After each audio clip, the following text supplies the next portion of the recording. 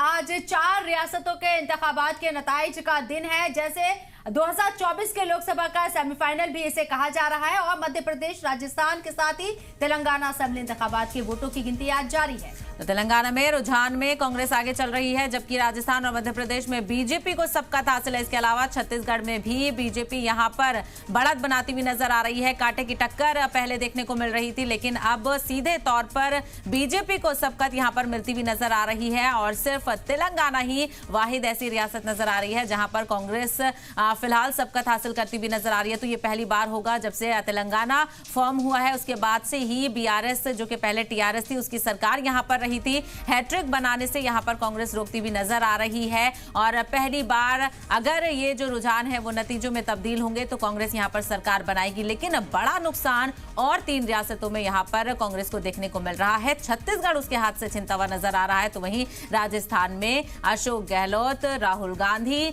और तमाम तर जो लीडरान है कांग्रेस के, उनका जादू यहां पर चलता हुआ नजर नहीं आ रहा है। मध्य प्रदेश में जो कोशिश कांग्रेस की तरफ से की जा रही थी वो भी यहां पर फेल होती हुई नजर आ रही है। पिछली बार की जो 114 सीटें थी उससे कहीं पीछे कांग्रेस नजर आ रही है और बीजेपी पूर्ण बहुमत के साथ यहां पर आगे जाती हुई नजर आ रही है। तो रुझान यहां पर अब धीरे धीरे नतीजों में तब्दील होते हुए नजर आ रहे हैं और तेलंगाना में कांग्रेस यहां पर आगे चल रही है। बेहद दिलचस्प ये नतीजे नजर आ रहे हैं और सियासी आकलन यहां पर काफी पीछे छूटते हुए नजर आ रहे हैं। शबनम, बिल्कुल दिलचस्प यहां हो रहा है सब कुछ। बिल्कुल जो आपके भाई ने वचन दिया 1250 से 1500, 1750, 2000, 2250, 2500, 2750 और फिर कितना करेंगे? एक बात पूरी होगी। और एक बात ध्यान रखना, जिनको नहीं मिल रहे उनके नाम भी जोड़ूंगा। बेटियां जो 21 साल से ज्यादा उनके भी जुड़ेंगे।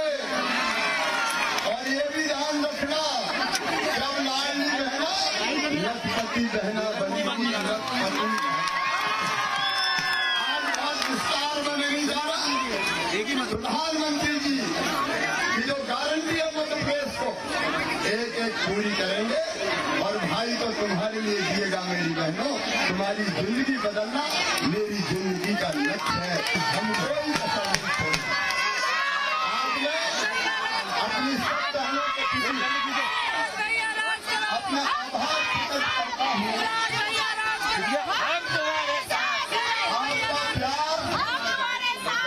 आपका प्यार अनमोल है और मैं फिर दोहराता हूँ, मेरे लिए जगत में जितनी स्त्रियां हैं देवी की मूर्तियां हैं।